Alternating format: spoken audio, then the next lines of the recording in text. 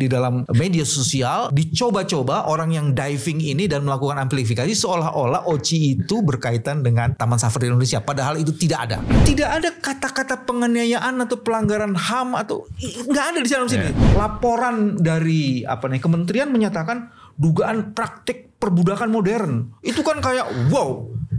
Padahal di Komnas HAM ini yang mereka lakukan itu nggak ada. Every single words yang menyatakan ada penyiksaan. Gimana penjelasannya itu? Jadi kalau saya sih itu sih ngawur. Ya. Ngawur. Kalau ada penyiksaan apa yang dicerita sekarang perbudakan modern, saya minta buktinya apa gitu loh.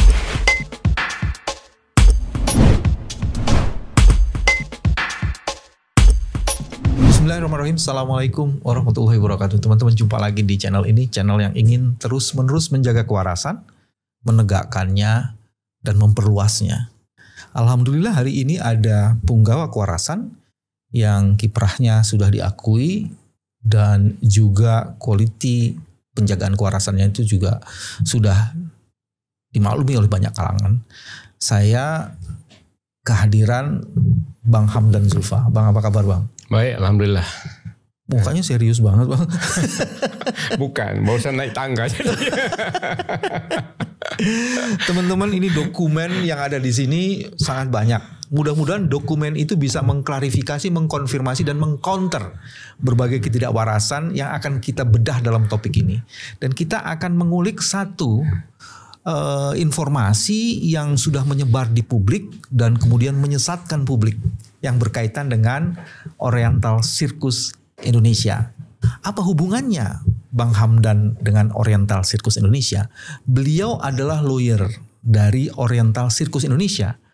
Berbagai informasi yang ada akan dibuka, dikulik, dan diperlihatkan mana sesungguhnya yang benar karena ada dokumen-dokumen yang akan menginformasi itu. Pendapat umum dulu Bang.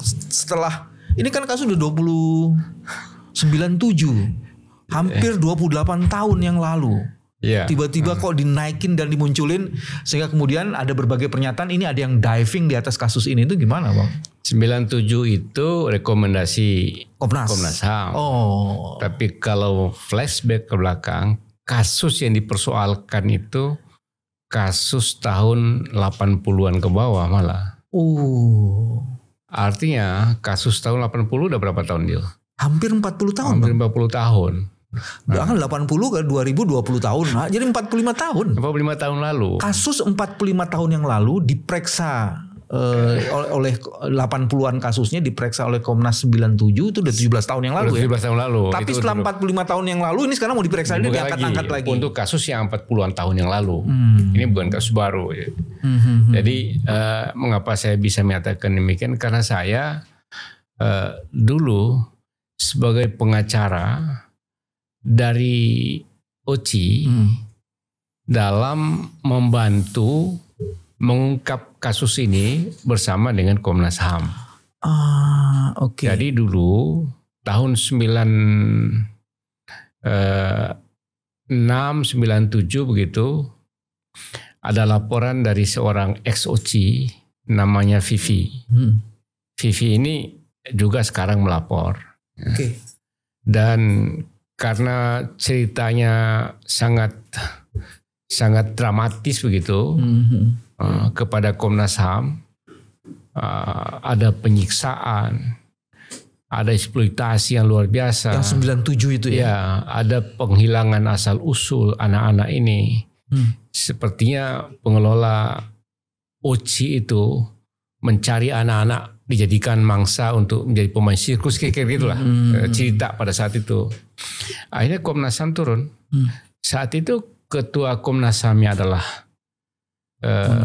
Pak Munawir Sazali. Kemudian sekjennya adalah Al-Bahrudin Lopa.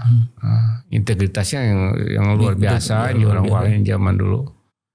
Semua sudah meninggal. Dan yang menerima informasi awal mengenai laporan itu adalah Profesor Muladi yang saat itu juga anggota Komnas HAM. Akhirnya dibawalah itu ke Komnas HAM dan rame di media massa. Bisa dibuka kembali tahun 90-an itu mengenai OCI. Ya, rame luar biasa. Dan saat itu diperiksalah ya pengurus UCI semuanya, dan ditelusuri berbagai informasi yang disampaikan itu.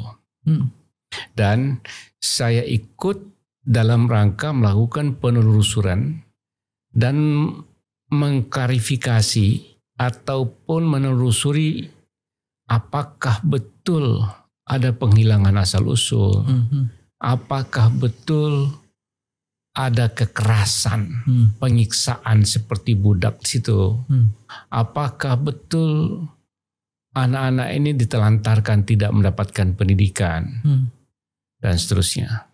Nah, itulah yang saya lakukan pada saat itu bersama satu pengacara namanya Paul Takutajulu. Paul Takutajulu itu partner saya. Ya, saya berpartner sama Pak Paul Takutajulu sama Junifer Girsang. Ya. Mulai tahun 90 akhir.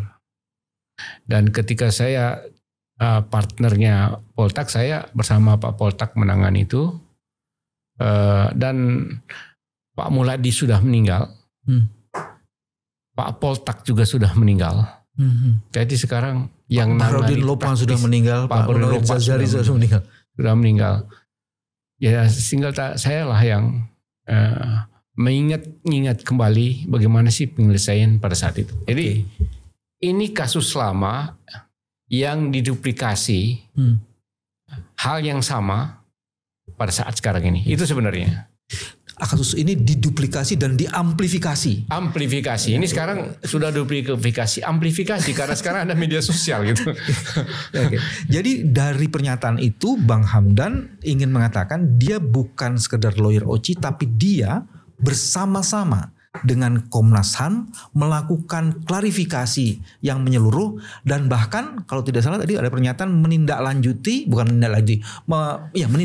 rekomendasi ya. Betul. Oke. Nah, sebelum dilanjutkan teman-teman, saya juga harus membuat deklarasi ini. Saya adalah lawyernya Taman Safari Indonesia. Tapi hari ini saya tidak akan mempersoalkan soal Taman Safari. Cuman walaupun di dalam media sosial dicoba-coba orang yang diving ini dan melakukan amplifikasi seolah-olah OCI itu berkaitan dengan Taman Safari Indonesia. Padahal itu tidak ada. Dan itu nanti bisa dikonfirmasi mengenai. Tapi itu informasi dari saya. Bang Hamdan, saya mau mulai dari dokumen Komnas ini. Ini ada dokumen Komnas berupa pernyataan Komnas HAM tentang kasus Oriental Sirkus Indonesia. Jadi berdasarkan laporan yang masuk dari Vivi kepada Pak Muladi, dilakukan investigasi. Dan investigasi itu kemudian dirumuskan dengan pernyataan ini. Yeah. Nah, hasil investigasinya, ini supaya tidak ada misleading, saya baca itu kan ada 4 tuh Bang, di poin 3. Tadi sudah dikemukakan diduga ada pelanggaran mengenai, disebutnya gini, pelanggaran terhadap hak anak untuk mengetahui asal usul. Jadi anak itu ingin mengetahui asal usul, identitas, hubungan kekeluargaan dan orang tuanya. Nah, sebenarnya poin ini sangat menarik bila dihubungkan dengan pernyataan Komnas sebelumnya, Bang. Karena pernyataan Komnas sebelumnya, Komnas menghargai sikap OCI yang mengedepankan keinginan untuk menolong anak-anak terlantar dalam rekrutmen atlet-atlet sirkus. Jadi ini sebenarnya ada anak terlantar ditolong, tapi kemudian memang asal usulnya, identitasnya kemudian itu bermasalah. Poin pertama ini apa ininya Bang? Penjelasannya gimana tuh? Ini betul. Dan konform dengan pernyataan di pernyataan pers Komnas HAM itu menyatakan bahwa sangat mengapresiasi dan terima kasih kepada OCI yang memberikan informasi yang sangat terbuka, yang sangat fair. Ketika Komnas HAM itu meminta klarifikasi. Itu di poin 3A-nya itu. Saya baca aja Bang. Komnas HAM sangat menghargai sikap keterbukaan atau transparansi dan kerjasama yang baik dari pengelola OCI terhadap tim pemantau Komnas HAM dan kesanggupannya untuk menerima saran-saran positif dari Komnas HAM. Ya, gini, saya perlu sampaikan lebih dulu. Karena ada yang menduga Komnas HAM dulu tidak bekerja karena baru dibentuk. Itu gak benar. Saya ini itu pernyataannya bias banget itu, Bang. Bias banget. Saya ini orang yang mengikuti Komnas HAM dari awal sampai sekarang ini. Oke. Ya. Memang tahun 97 itu kira-kira baru 3-4 tahun, belum full 4 tahun itu pembentukan Komnas HAM. Tapi mereka itu orang-orang yang memiliki integritas dan menjalankan fungsi Komnas HAM jangan sangat luar biasa. Memang saya itu belum ada undang-undang HAM. Undang-undang HAM keluar kan setelah 98. Setelah 98 ketika kita meratifikasi banyak konvensi, kemudian masuk ke tahap MPR, kemudian masuk ke Undang-Undang Dasar, kemudian tahun 2001 atau 2002 itu keluar Undang-Undang Pengadilan HAM. Itu memang masih ke sini. Tapi bukan berarti Komnas HAM zaman Pak Munawir Syadzali, Paruni Lopa itu bekerja secara sembarangan begitu, tidak teliti, karena yang kita tahu Pak Mulhadi ini adalah Menteri Kehakiman yang paling banyak meratifikasi konvensi internasional. Jadi paling paham beliau itu tentang HAM. Selain guru besar hukum Selain pidana. guru besar, beliau yang paling paham tentang HAM karena saya tahu persis saat itu. Undang-undang dilahirkan oleh Pak Mulhadi itu setahun itu ketika Pak Habibie itu lebih 160 undang-undang. Yes. Ada poin keduanya juga yang menarik tuh Bang di dalam ininya. Komnas HAM bisa memahami kalimat itu kan. Budaya yang berlaku di lingkungan sirkus yang sangat mengutamakan 1, rasa kekeluargaan yang erat, 2, rasa penderitaan yang sama, dan 3, disiplin yang keras. Iya, betul. Jadi tidak ada kata-kata penganiayaan atau pelanggaran HAM atau nggak ada di dalam sini. Tapi disebutkan di sini disiplin yang keras sebagai prakondisi peningkatan kualitas atlet sirkus. Ya tadi yang pertama tadi apa mengenai keterbukaan asal usul apa tadi yang pertama? Yang pertama itu memahami keterbukaan dan kerjasama. Anak-anak telantar tadi. Yang kedua itu yang itu ketiga tuh Bang. Komnas HAM bisa memahami. Saya mau nyampaikan itu dulu. Jadi gini, ini anak-anak ini mungkin orang membayangkan almarhum Pak Hadi Manansang itu keliling Indonesia mencari orang merampas dari keluarganya. Ini bayang sekarang ini yang di dalam masyarakat dengan cerita anak-anak itu seperti itu.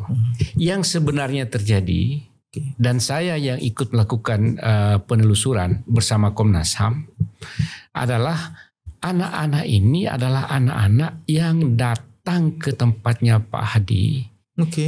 Dengan menyerahkan anaknya dengan alasan ekonomi. Alasan ekonomi terutama di sana dikatakan bahwa karena kami tidak memiliki kemampuan untuk membesarkan dan memelihara anak ini, kami serahkan kepada Pak Hadi. Lalu buktinya apa? Buktinya ketika anak-anak ini diserahkan, semua ada pernyataannya.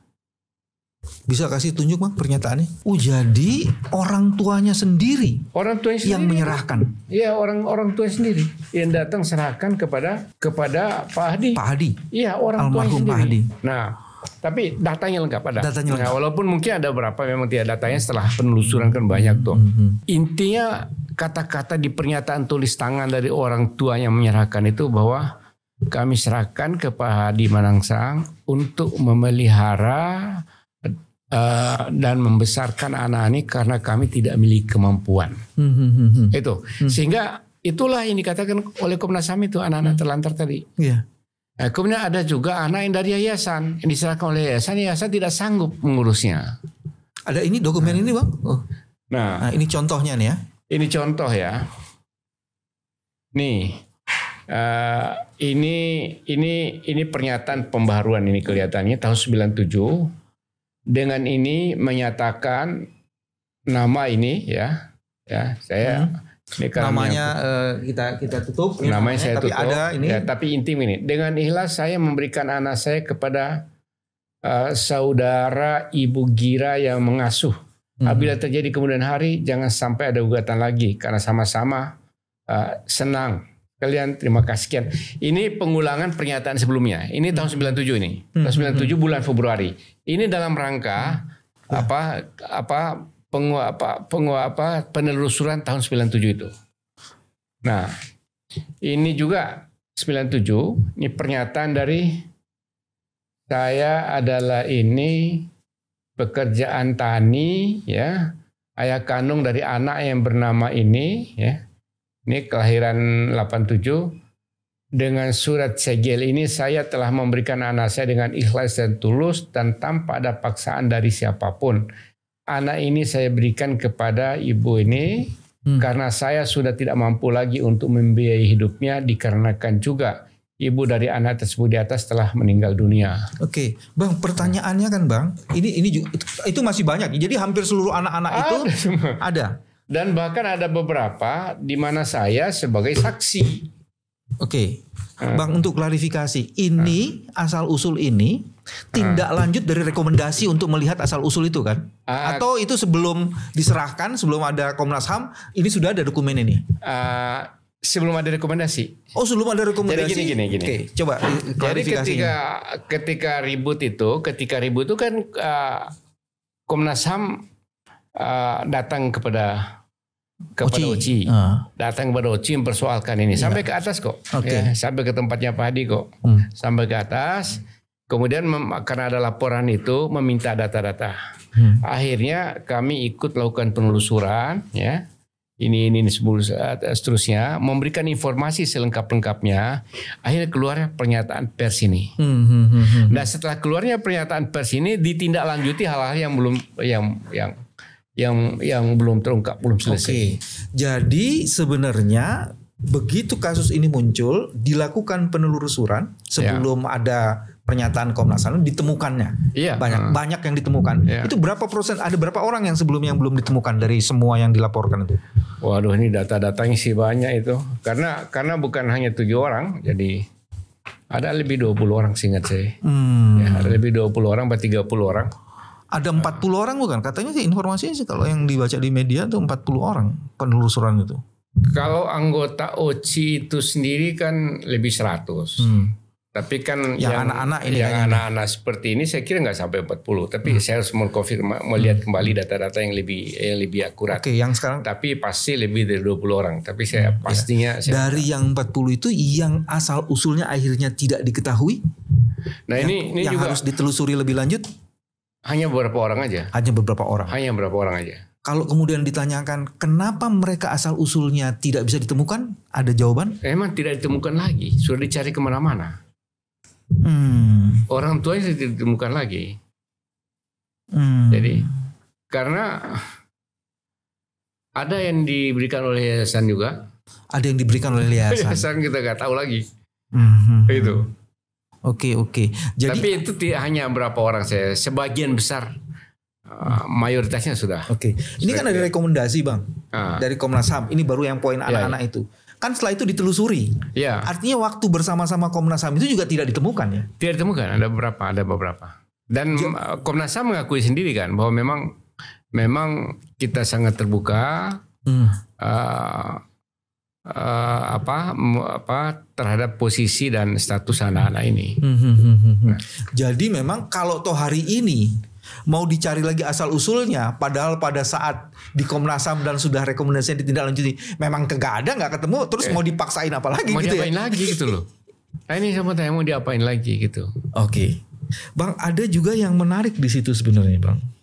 Ini sekarang saya mau loncat kepada, kok saya tidak menemukan frasa kata yang menyebutkan ada penyiksaan di sini.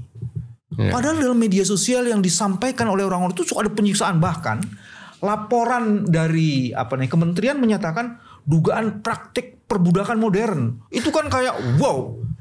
Padahal di Komnas HAM ini yang mereka lakukan itu nggak ada every single words yang menyatakan ada penyiksaan. Gimana penjelasannya itu? Jadi kalau saya sih itu sih ngawur.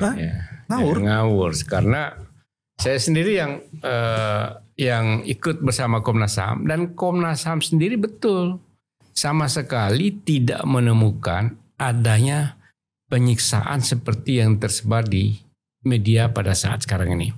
Saya ingin satu tunjukkan ya. Ini pernyataan dari 66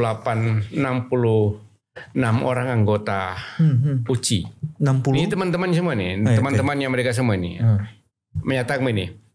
Menyatakan dengan sesungguhnya bahwa apa yang disampaikan oleh Vivi yang sekarang lapor lagi ya. Lapor. karena dia paling depan dulu, kepada salah seorang anggota Komnas HAM dan media massa adalah tidak benar dan merupakan pemutarbalikan fakta belaka. Untuk itu, kami semua sebagai anggota Oriental Circus Indonesia dengan tegas menyatakan bahwa selama kami berada di Oriental Circus Indonesia, hal-hal yang disampaikan tersebut tidak pernah terjadi. Ini clear. Ini bersama Komnas HAM juga ini melakukan penelusuran. Artinya ini pernyataan ini dikemukakan ketika memang Komnas HAM ikut melakukan pemeriksaan terhadap ini. Betul. Ada juga pernyataan tulis tangan ini. Ini tulis tangan nih. Ini tulis tangan. Ini tulis tangan. Jadi pernyataan itu ditulis tangan seluruh mereka, baru kemudian ada pernyataan umumnya. Ada pernyataan umum. Kita tulis 160 lebih orang nih. Ini pernyataan semua nih. Tulis tangan. Jadi kalau ada penyiksaan apa yang dicerita sekarang perbudakan modern, saya minta buktinya apa gitu loh. Jadi kalau hanya omongan, hanya mendiskreditkan, itu kan ya gak benar. Makanya saya minta kemarin anak-anak ini ngomong yang benar lah, yang jujur, yang fair. Di laporan Komnas HAM itu sendiri tahun 97 menyatakan bahwa ya, dan tidak pernah dimungkinkan ada kekerasan, tapi tindakan disiplin dalam latihan, iya. Ya mungkin ada yang tidak tahan disiplin itu, mungkin itu dikatakan penyiksaan yang nggak benar. Komnas HAM sendiri mengetahui bahwa itu bukan penyiksaan, tapi disiplin dalam latihan. Ini seperti ada pernyataan salah seorang yang ikut sirkus ini dari tahun 60-an, ya, tahun 60-an, beliau menyatakan bahwa selama saya mengikuti ya sirkus ini di mana-mana seluruh Indonesia. Dan itu ada pernyataannya. Ada pernyataan tertulisnya. Dan saya tidak pernah menemukan ada penyiksaan di situ. Tapi memang diakui ada latihan disiplin yang sangat keras karena risiko pemain sirkus dan akrobat itu sangat tinggi sekali. Bahkan dikatakan bahkan tempat-tempat lain di Malaysia, Cina dan India, kalau mereka salah, mereka menghukum dirinya sendiri dengan kaki di atas, kepala di bawah. Tapi ini tidak pernah terjadi di OCI. Dan ini yang dia bayangkan. Ini seorang ex dari tentara yang ikut sirkus ini selama tahun 60-an sampai tahun 90-an itu 20 tahun lebih. Oke. Ini. Jadi kalau begitu sebenarnya tadi sudah mulai asal usul. Hampir sebagian besar asal usulnya jelas. Jelas, sangat jelas. Ada beberapa orang mereka yang diserahkan oleh orang tuanya dan ada yang mereka dari yayasan. Betul. Ada sebagian lagi atau sedikit sekali yang kemudian asal usulnya tidak jelas, memang dari awal asal usulnya tidak jelas. Iya betul.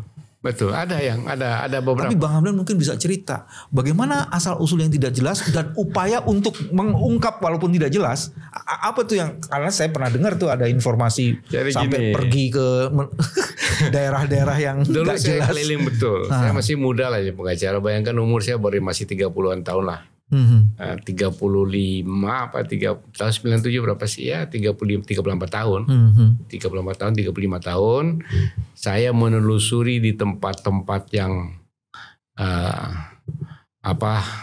tempat-tempat yang mungkin saya katakan kumuh gitu sampai sekarang ini mencari tahu alamat yang diinformasikan di situ lah orang tuanya. Jadi saya di Mangga Besar di beberapa tempat, kemudian daerah kota beberapa tempat, sampai daerah Mangga Besar yang kumuh di sebelah mana sih? Waduh, belum pernah masuk ke dalam. Belum. Waduh, nggak tahu sekarang. Tapi kalau zaman dulu itu red area bukan sih Bang? Nggak, saya nggak tahu. Ada bukan red kali ya, ada agak. Pokoknya saya bayangkan itu dark gitu. Ya, gitulah. Jadi oke. Kumuh pokoknya Bang, pokoknya kumuh. Oke. Jadi ada satu tempat sehingga sekali rumah kos-kosan. Oke. Kita ketok-ketok pintu tidak ada, tapi tetangga yang justru keluar. Tetangga mengatakan, "Pak, kalau siang nggak mungkin bisa ada Pak. Tidur dalam dan kamu keluar gitu." Kalau siang nggak ada, karena dan malam, kemungkinan tidur karena kemungkinan tidak tidurnya malam gitu. Oh. Ini saya tidak tahu. dulu orang tuanya siapa, tapi menurut informasi sampai saya menelusuri di situ sampai begitu, itu menelusuri gitu. Jadi karena tidak ada keluar ya udah kita balik ya. Iya. Kita balik. Saya mau lanjutin tapi ada juga yang memang kita temukan. Ini orang tuanya. Diketok-ketok pagi hari di daerah Kumuh. Ya. Terus tetangganya yang muncul dia bilang nggak ada, kemungkinan tidur. Ya. Kalau ada malam. Oh gitu ya. Nanti terjemahkan sendiri ya ininya. Ya. Nah, jadi asal usul udah tuh. Terus kemudian yang kedua, penyiksaan ternyata tidak ditemukan. Yeah. Komnas sendiri tidak karena tidak ada. Hanya satu kata penyiksaan yang ada muncul di sini Bang, tapi direkomendasi praktek latihan terhadap anak-anak atlet sirkus yang disertai dengan tindakan disiplin yang keras. Jadi Komnas saja menggunakan frasa kata hendaknya dijaga, jangan sampai menjurus ke arah penyiksaan. Jadi tidak ada pernyataan ada terjadi penyiksaan, ada disiplin yang keras, tapi di dalam rekomendasi harus dijaga supaya tidak mengarah kepada penyiksaan.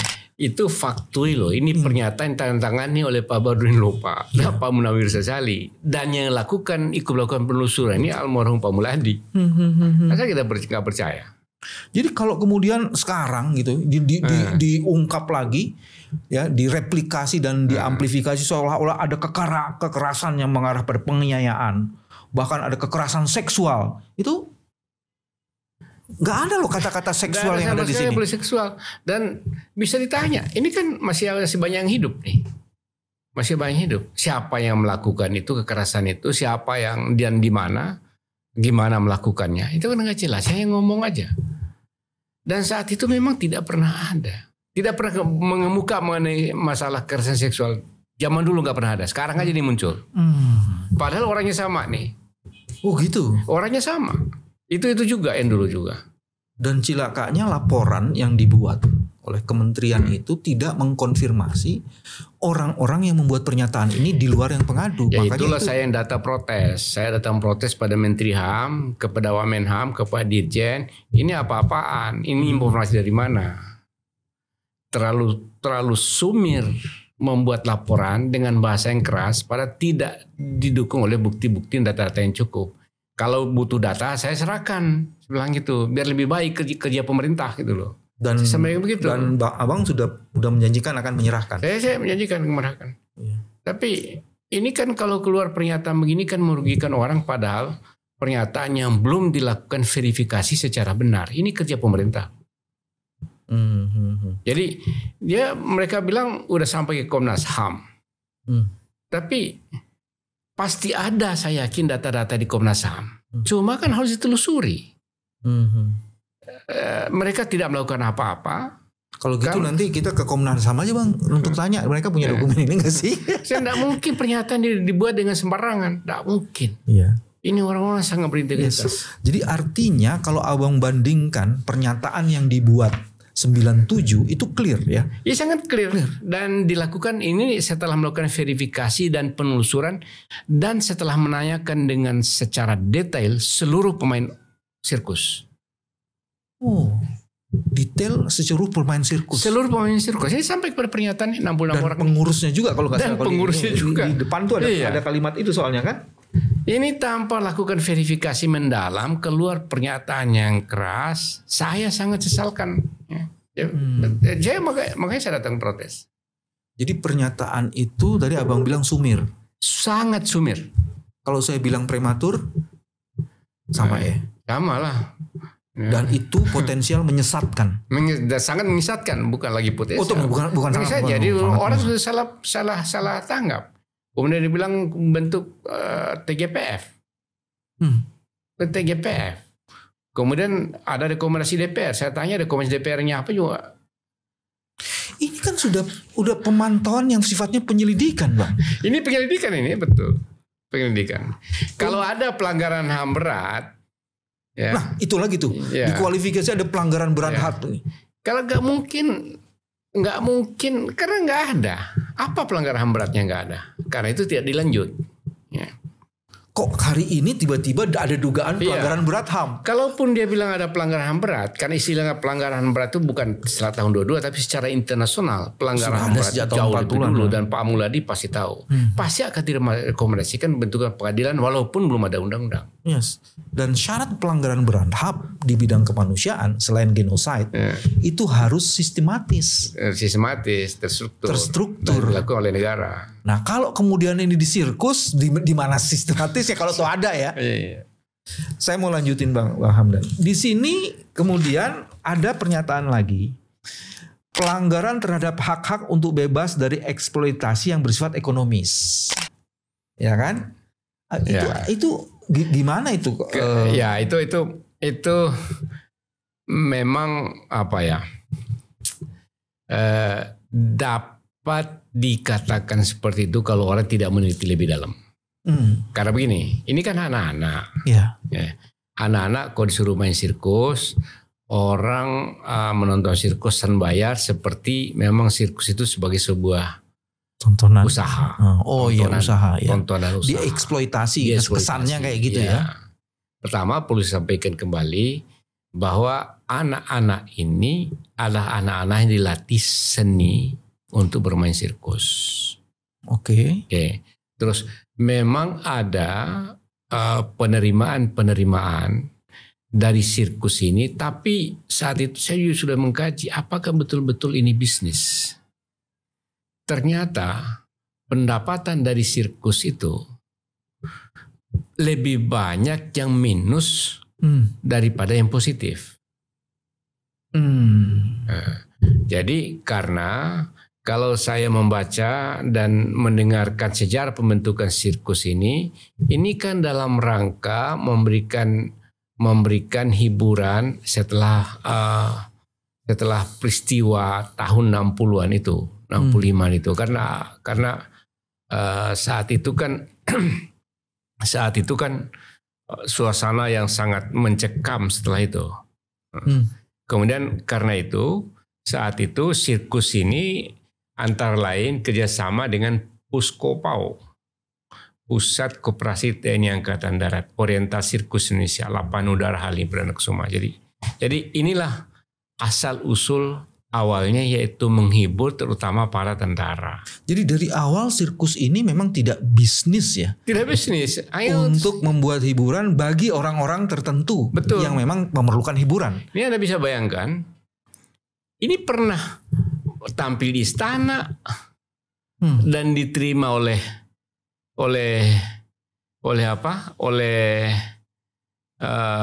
Ibu Tien Soeharto. Kemudian ke luar negeri, ya, menunjukkan kehebatan orang Indonesia bermain sirkus. Kemudian pernah satu kali tahun 90 sampai 91 atas permintaan Pak Trisutrisno yang pada saat itu Panglima, ya, TNI, ya, Panglima atau sudah Wapres tuh. 91 sudah. Apa yang dilakukan oleh Pak Tri? Jadi keliling satu kota ke kota yang lain di tim-tim selama 1 tahun. Direkomendasikan dan itu dilakukan dengan mobilisasi alat apa segala selama setahun di sana, 90-91. Itu untuk menunjukkan bahwa sirkus ini bukan bisnis. Bukan bisnis, memang permintaan dari saat itu untuk ada hiburan bagi rakyat gitu. Oke. Jadi karena itu kalau dikatakan eksploitasi bisnis saya kira tidak tepat juga. Ya. Iya. Tapi apakah anak-anak yang dieksploitasi begitu saja? Tidak juga, karena anak-anak ini bermain sirkus, dididik, diberikan kecukupan hidupnya yang jauh di atas rata-rata orang lain. Kemudian yang ketiga, yang masih kecil pun dikasih uang saku. Kemudian diberikan liburan, tentu bersama-sama karena masih anak-anak kan. Yang sudah dewasa bisa diperkerjakan dan mendapat gaji.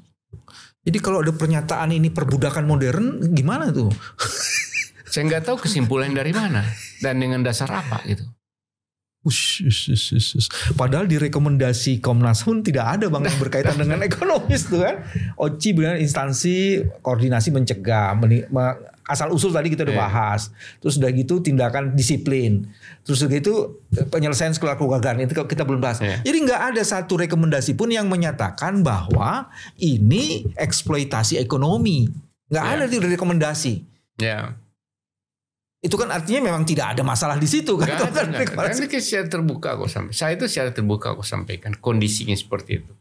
Oke, ada isu yang lain lagi yang berkaitan dengan yang saya baca ini soal pendidikan, asal usul, ekonomis, pendidikan. Pendidikan itu gimana? Jadi gini, saat itu dijelaskan secara terbuka kepada Komnas HAM kondisi sirkus. Sirkus itu kan kehidupannya nomaden. Sebentar satu kota, pindah lagi kota lain, pindah lagi tempat lain. Ya, kemudian kembali lagi datang ke pusat pelatihan. Dan memang tidak mungkin sekolah formal. Karena itu sebagai tanggung jawab dari pengelola itu memberikan pendidikan. Ada 3 pendidikannya yang sangat mendasar tentunya. Yaitu pendidikan agama, pendidikan bahasa Indonesia dan bahasa Inggris dan matematika 4. Jadi bahasa Indonesia, bahasa Inggris, matematika dan agama. Mereka homeschooling kali bang? Homeschooling semacam itu, homeschooling. Tapi setelah rekomendasi Komnas HAM seperti anak Deborah ini anaknya Butet sebenarnya. Butet sekarang juga yang nuntut. Deborah itu ketika melahirkan tahun-tahun berapa itu? Butet termasuk ada yang mengaku di sini nggak bahwa dia tidak yang 60 orang termasuk gitu? Yang disiksa kemarin ini yang mengaku disiksa. Iya nggak, maksud saya kan dia sekarang mengaku disiksa. Pada saat ini kan katanya bang bilang kan dia tidak ada di sini. Dia sejak dulu sudah menuntut gitu. Oh gitu. Oh baik. Jadi Butet sama Vivi ya. Iya. Oke. Termasuk kan ada berapa orang saat itu. Iya. Jadi Butet ketika melahirkan anak menitipkan lagi anaknya di Butet yang menuntut itu ketika melahirkan anaknya bernama Deborah, menitipkan lagi untuk dibesarkan di orientasi sirkus. Lah kalau di situ ada penyiksaan dan dia menuntut itu kenapa dia masukin ke situ? Saya bingung apa logikanya gitu. Kalau dia pernah merasakan siksaan, kenapa anaknya dititipkan di situ? Ini kan sangat clear. Dan karena ini setelah rekomendasi Komnas HAM, anak itu karena 90 lahir kalau 91, jadi akhirnya disekolahin itu. Ada sekolah, ada ijazah SD, SMP-nya ada. Dan kalau dibaca di poin 4 soal rekomendasi, memang tidak ada rekomendasi soal pendidikan, Bang. Iya kan? Rekomendasi pendidikan sama sekali nggak ada. Di sini dikatakan pendidikan menjadi masalah gitu kan, pengaduannya. Tapi begitu rekomendasi sama sekali nggak ada isu mengenai pendidikan. Ya karena itu. Karena memang tidak ada isu mengenai pendidikan. Tidak isu. Baik. Dari 4 ini, Bang. Tadi ini kan direkomendasikan OCI bekerja sama. Pendidikan sekarang ini kan pendidikan yang utama kan kemampuan dan keahlian, bukan ijazah. Kan hebat mereka itu. Ya, dengan kemampuan dasar, pengetahuan dasar yang memiliki bahasa, kemudian matematika, sudah bisa hitung-hitungan, kemudian kemampuan dalam tampil ke publik, kemudian disiplin. Itu satu pendidikan sangat luar biasa. Jadi kualifikasi pendidikan jangan sekedar ijazah, jangan sekedar formal. Ijazah. Tapi satu proses pendidikan melalui homeschooling itu dilakukan. Terus kedua dia mempunyai keahlian melalui proses pendidikan yang tidak dimiliki oleh yang lain. Tidak dimiliki oleh yang lain. Disiplin itu satu pendidikan yang tidak pernah kami bisa dapat tempat lain. Dan keahlian sirkus itu kan? Keahlian sirkus itu. Sebenarnya kalau bagusnya karir, lo bisa kemana-mana harusnya. Di luar negeri juga karir sirkus banyak harusnya. Saya itu sebelum ke poin terakhir, saya masih penasaran dengan penyiksaan, Bang. Kok sekarang tuh seolah-olah itu ada satu peristiwa yang diamplifikasi secara bombastis. Ini penyiksaannya luar biasa sekali. Padahal di sini kata penyiksaan tuh ada satu. Tadi saya bilang tidak ada nih, ada satu tapi hendaknya dijaga jangan sampai menjurus ke arah penyiksaan. Itu direkomendasi. Jadi tindakan disiplin keras itu jangan sampai menjurus. Tapi tidak ada pernyataan telah terjadi penyiksaan. Memang sama sekali tidak ada. Dari dulu juga tidak ada penyiksaan. Komnas HAM melakukan penyelidikan, penelusuran, tidak ada penyiksaan. Yang ada adalah memang pendidikan yang disiplinnya keras itu aja. Dan itu diakui oleh Komnas HAM. Dan itu dipahami. Bang, ada 3 isu di situ Bang. Saya pakai isu yang pertama. Kalau dulu Komnas HAM yang punya otoritas menyatakan tidak ada penyiksaan dan tidak ada kata-kata penyiksaan dimasukkan di sini, tiba-tiba sekarang ini ada satu kementerian yang menyatakan ada penyiksaan, itu gimana ya secara hukumnya? Saya bilang itu pernyataan yang sangat gegabah, sangat prematur. Harusnya pemerintah tidak segegabah itu, harusnya. Jadi tanpa melakukan verifikasi lebih dalam, tanpa melihat bukti-bukti, hanya melihat tangisan di media sosial itu menjadi soal. Oh, tangisan itu menjustifikasi terjadinya penyiksaan. Saya kira itu. Jadi yang ini adalah perasaan, bukan hasil investigasi, kan gitu. Tidak boleh pemerintah begitu. Pemerintah itu harus bekerja berdasarkan standar-standar objektif tinggi, lakukan verifikasi secara mendalam. Itu hal yang harus dilakukan. Bagi saya itu sangat prematur bagi saya. Dan saya protes. Saya sampaikan secara langsung, secara terbuka. Baik. Oke, jadi penyiksaan itu, frasa itu dieksploitasi, padahal tindakannya menurut lembaga Komnas HAM yang mempunyai otorisasi untuk membuat penyelidikan terhadap ini tidak pernah mengungkap itu. Jadi begini, ini kan saya nggak mau, keluarga ini nggak mau. Kalaupun dilaporkan sebagai tindakan pengrusakan nama baik, fitnah, itu masuk tindak pidana sebenarnya. Tapi saya larang. Ini pernah menjadi keluarga kita loh. Jadi ini pernah keluarga kita, pernah juga bersama-sama kita seperti saudara, seperti anak. Tidak kita laporkan. Saya tidak sarankan untuk laporkan. Harusnya masuk tindak pidana. Harusnya masuk. Karena menyampaikan hal yang tidak benar, yang tidak faktual. Boleh kita nanti ajui saksi-saksi di mana penyiksaannya. Dan saya juga punya data-data. Data-data. Nah sampai sekarang masih banyak yang hidup. Tidak ada penyiksaan itu. Bang Handar, ada isu penting. Saya ingin tahu seberapa jauh dan seberapa besar atau seberapa berkualitasnya bentuk rasa sayang dari manajemen OCI kepada orang-orang anak-anak OCI ini. Ya, jadi gini, sebenarnya ini sekalian juga menjalankan rekomendasi dari HAM, dari Komnas HAM pada saat itu untuk memperhatikan mereka. Dan setelah rekomendasi Komnas HAM itu tahun 98, seluruh pemain OCI itu diberikan asuransi. Ini asuransi kecelakaan semuanya, seluruhnya anggota OCI. Kemudian yang sebelum ini pun pernah ada kejadian yang menimpa Ida itu. Yang menimpa Ida itu di Lampung. Dan itu dilayani oleh dokter terbaik di Indonesia pada saat itu. Jadi dua kali operasi dan dilakukan rehabilitasi medis dengan dokter dari rumah sakit terbaik. Sampai pada saat itu habis lebih dari 39 juta. Pada tahun itu? Pada tahun itu. Udah bisa beli berapa mobil Toyota? Waduh, banyak lah saat itu. Karena mobil masih 10 jutaan. Bahkan setelah itu disayang oleh keluarga ini, ditempatkan di tempat tinggalnya Pak Frans. Pak Frans atau Pak Jansen. Dan karena bosan di rumah di Pondok Indah, dilayani dengan pembantu. Ada pembantunya, itu bukan sendiri, pembantu di rumah seperti anak sendiri. Karena bosan di situ, dia minta untuk bekerja di atas di Taman Safari. Akhirnya dipekerjakan di Taman Safari dan diberikan gaji yang cukup saat itu. Tapi lama-lama bosan juga, keluar mengundurkan diri bersama dan balik bersama keluarganya. Saya dapat informasi ada orang salah satu yang anak-anak sirkus itu diberi nama sesuai dengan FAM. Iya. Ini satu ini yang Vivi. Vivi ini yang mengadu-mengadu ini ya. Ya mengadu ini. Itu betul-betul seperti anak sendiri. Vivi ini. Ya. Dari keluarga Pak Frans, yaitu dari Pak Tony Sumampo. Bahkan Vivi itu dikasih nama di belakang namanya Vivi Sumampo. Makanya pada saat Vivi ini menghilang, pada saat itu dari rumah, rupanya dibawa oleh seseorang yang namanya Robi. Ini datanya lengkap, ya. Dari Robi itu ke Semarang, rupanya itu pacarnya.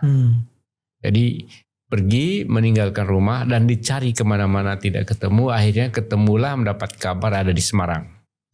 Karena mendapat kabar ada di Semarang, diutuslah oleh Pak Tony dan keluarga Pak Manansang seorang kepala satpam dari di atas COC ke Semarang untuk mencari.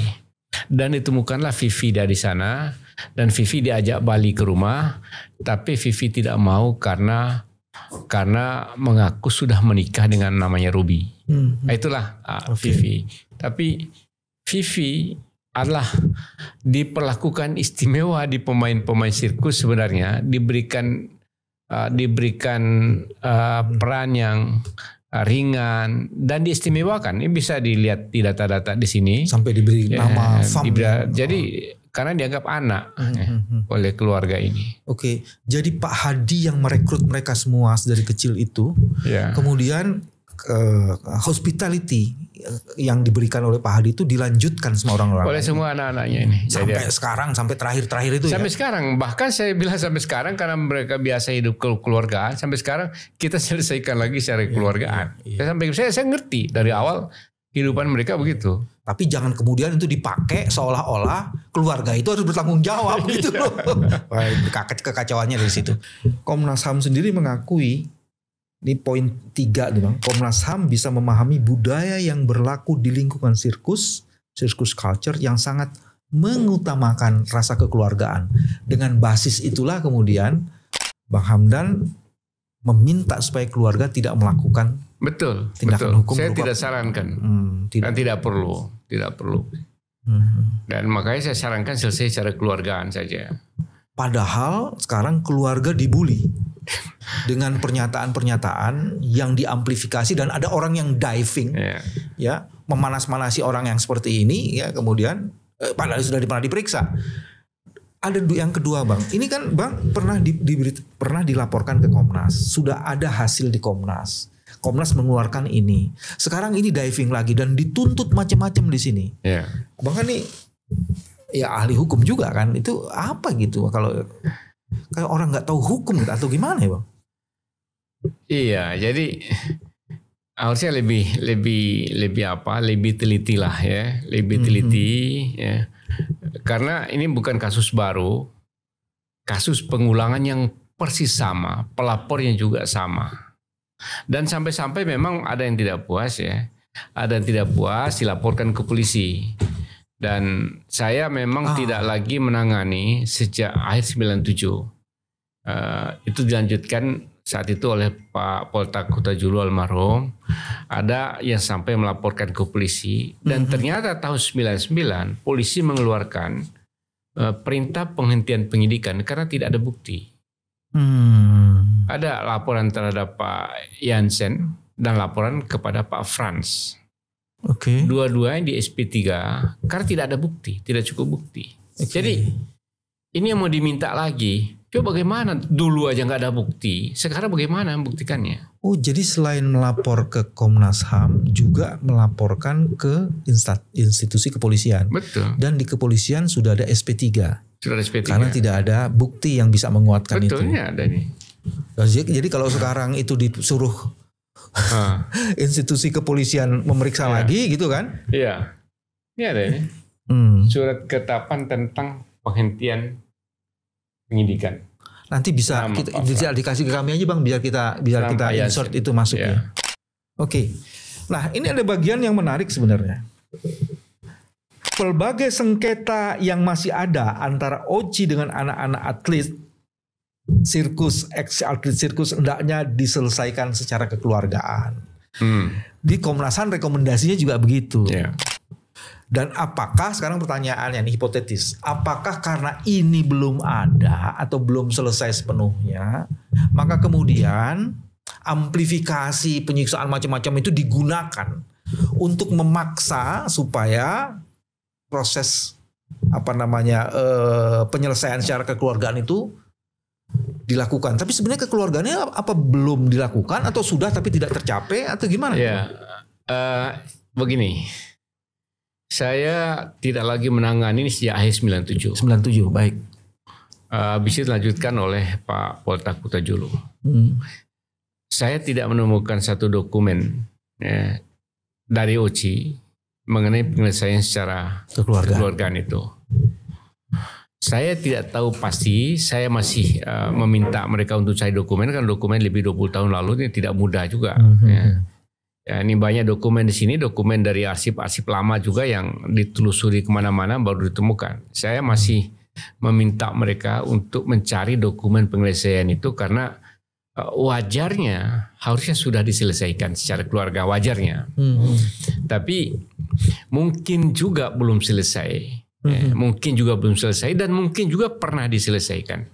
Mungkin secara orang per orang atau gimana, saya juga tidak tahu pasti. Karena itu kemarin saya sarankan, waktu akan dimediasi oleh KDM di Bandung, saya sarankan kepada KDM itu siapa, Bang? Kang Deddy Mulyadi, ini gubernurnya. Ini terkenal KDM sekarang. Gubernurnya udah luar biasa nih Kang Deddy ini. Jadi oleh Gubernur Jawa Barat di rumah, di tempatnya Pak Gubernur, ya, saya sarankan kepada pengelola OCI, saya bilang sebaiknya walaupun dulu mungkin sudah selesai karena masih ada tuntutan dari anak-anak ini, saya minta udahlah selesaikan saja secara kekeluargaan dengan pertimbangan bahwa bagaimanapun juga mereka itu adalah pernah menjadi keluarga besar. Dari Pak Frans, Pak Jansen dan Pak Tony dan almarhum bapaknya Pak Hadi Manansang, dan pernah hidup sebagai satu keluarga dalam pelaksanaan orientasi sirkus. Kemudian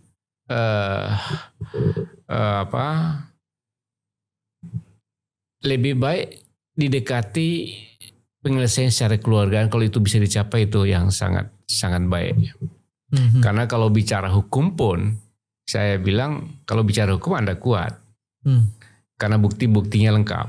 Kalau dibawa kemana-mana, saya sampaikan Anda tidak akan ada apa-apa.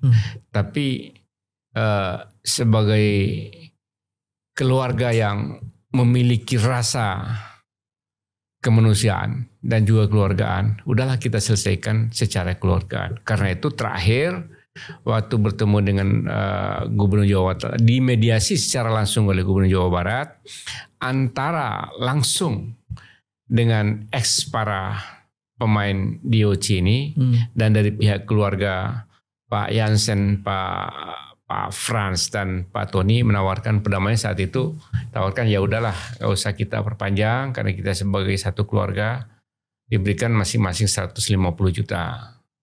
Ini secara tegas itu disampaikan di depan Pak Gubernur Jawa Barat, dan setelah selesai itu saya pun tambahkan, kalau masih mau menjadi keluarga besar dengan Pak Frans, Pak Jansen, silakan kalian bentuk koperasi, ya, usaha, dan kami modali agar bisa ada penghasilan secara terus-menerus, dan karena masih ada usaha yang berjalan di sana dari Pak Frances di Taman Safari, boleh gitu. Nanti saya diminta kepada Taman Safari untuk membantu menjadi supplier atau menjadi apa untuk jalankan usaha. Ini sebenarnya suatu jalan yang bagi saya secara kemanusiaan sangat baik harusnya, sangat baik. Tapi mereka menolak. Mereka menolak karena ingin yang lebih besar atau gimana? Menolak karena ingin lebih besar. Angka yang bagi saya berlebihan, tidak mungkin. Jadi sekarang ini kayaknya kebisingan itu diciptakan untuk membangun bargaining. Dengan bargaining itu bisa meminta ini yang lebih besar gitu ya. Udahlah, kalau nggak masuk akal, ya saya bilang nggak usah lah, suruh aja ke langkah hukum apapun, nggak masalah. Ada 3 pertanyaan lain lagi Bang yang menarik ini sebagai bagian yang penting. Satu, semua di Komnas HAM proses pemeriksaan itu OCI, tidak ada satu kata pun Taman Safari Indonesia.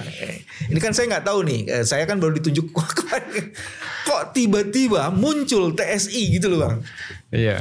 Kira-kira Kekira ini dalam bayangan Bang, ini kan semuanya Komnas HAM menyatakan Oci nggak ada itu kata-kata itu. Kok tiba-tiba ini sekarang muncul kata-kata itu muncul gitu kan. Jadi itu yang saya bilang tadi, ada orang yang diving.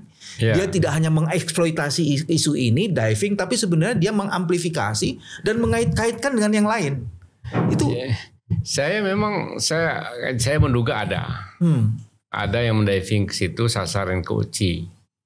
Padahal dari awal, jadi gini, sasaran Taman Safari maksud saya. Padahal dari awal betul waktu saat Komnas HAM itu khusus Oci. Karena Oci itu begini, Oci itu tidak selalu berada, tidak secara berada di Taman Safari. Karena dia keliling seluruh Indonesia, bahkan di beberapa negara gitu. Dan kalaupun ada tempat latihan di atas, itu tidak dalam lingkungan Taman Safari, di luar. Tapi memang juga kadang tampil di dalam Taman Safari. Itu hanya salah satu bagian saja dari penampilan mereka. Ya. Mereka tampil Taman Safari. Itu kan tampil Taman Safarinya setelah itu Bang. Setelah semua rekomendasi dilakukan. Itu mungkin baru tahun berapa? Iya, saya lupa tuh. 90-an, 2000-an? Saya lupa Pak. Sejarah secara rinci saya enggak. Secara rinci setelah itu saya enggak hafal betul. Tapi saya ingin katakan bahwa Oci itu beda dengan Taman Safari.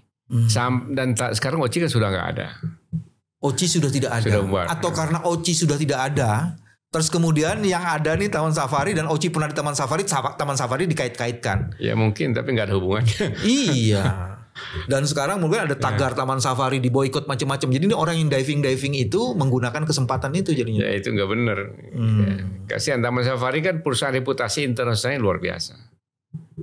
Jadi ada yang orang ingin sengaja merusak reputasi Taman Safari. Saya khawatir, bahkan satu-satu Indonesia sangat luar biasa. Dibandingkan dengan banyak negara lain, Indonesia saya kira terbaik. Oke. Nah yang kedua pertanyaannya Bang. Ini kan sudah selesai, ada rekomendasi. Sudah selesai, tidak ada penyiksaan. Dan itu semuanya diselesaikan.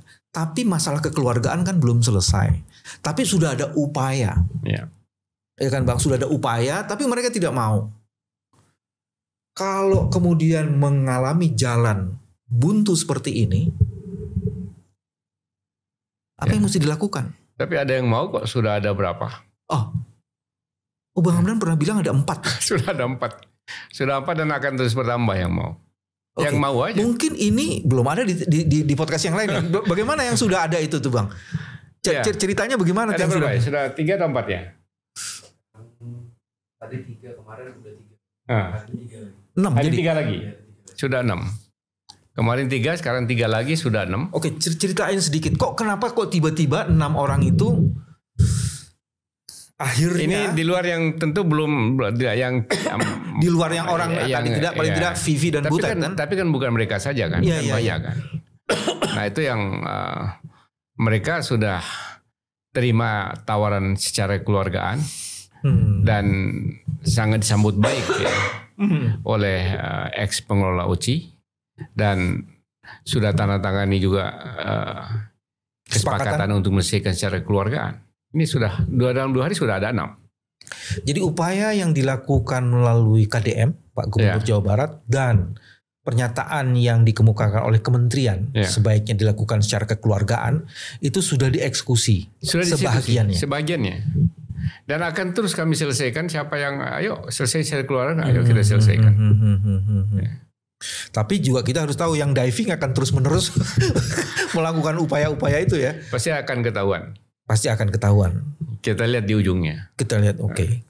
Bagi saya selaku pengacara Oci, apapun siap. Dari aspek hukum saya yakin betul tidak ada apa-apa. Tapi saya sekali lagi menekankan pentingnya mereka itu tetap menjadi satu keluarga. Maaf, saya jadi batuk-batuk karena terharu nih Bang. Yang ketiga yang juga sangat penting. Bang, saya merasa proses yang sudah begitu lama sudah selesai di Komnas HAM. Terus ada lagi satu laporan dari kementerian. Ini kayak kementerian sedang membuka kotak Pandora Bang. kan bisa terjadi muncul berbagai pengaduan lain dan harus diperlakukan sama. Kan masih banyak nih sebenarnya, ini kan OC itu satu itu. Begitu banyak kejadian-kejadian yang nah kan kita tidak mau Pandora ini kemudian membuat situasi ini memburuk dan itu Bang. Apa namanya? Makanya begini. Pesan yang mesti disampaikan. Pada zaman pemerintahan Jokowi sudah ada, saya itu Pak Mahfud Menko Polhukamnya, Iya. sudah ada rekomendasi penyelesaian secara out of court terhadap 12 kasus HAM masa lalu. Ya, masalah pelanggaran masih debatable, tapi kasus HAM masa lalu yang perlu dan diselesaikan oleh pemerintah. Memang tidak termasuk kasus ini. Kan sudah clear itu. Dan kasus ini kan sudah dianggap clear juga kan? Ya, harusnya tidak ada lagi. Tidak ada lagi. Tapi kalau kasus ini dibuka TGPF lagi atau dibentuk penyelidikan kembali lagi, ini bisa-bisa akan memancing untuk dibuka kasus-kasus lain. Nanti mereka akan menyatakan, loh, jangan pilih kasih yang udah selesai di Komnas saja dibuka lagi. Jangan pilih kasih dong gitu. Ini kasus ini masih banyak yang belum selesai, ini kasus masa lalu. Buka semua dong sekalian. Kan jadi masalah bagi pemerintah. Jadi bagi saya sudahlah ya. Jangan membuat masalah keruh kembali dalam masalah yang sudah banyak sekali kita selesaikan selama ini. Bisa dibuka lagi. Ada banyak, bukan 1-2 kasus. Oke. Teman-teman, pelanggaran HAM memang harus dipersoalkan. Tapi jangan dengan cara melanggar HAM yang lain dan kemudian membuat penyesatan-penyesatan yang akan mendistorsi kebenaran. Kalau memang bisa diselesaikan dengan secara kekeluargaan dalam kasus OC sebagaimana rekomendasi, maka itu yang harus dilakukan. Tidak ada penyiksaan, tidak ada eksploitasi ekonomis. Sehingga tidak mungkin itu dinyatakan sebagai perbudakan modern. Inilah cara kami menjaga kewarasan. Semoga kewarasan kita terjaga walaupun ada kebisingan yang luar biasa. Sampai ketemu lagi. Terima kasih. Wassalamualaikum warahmatullahi wabarakatuh.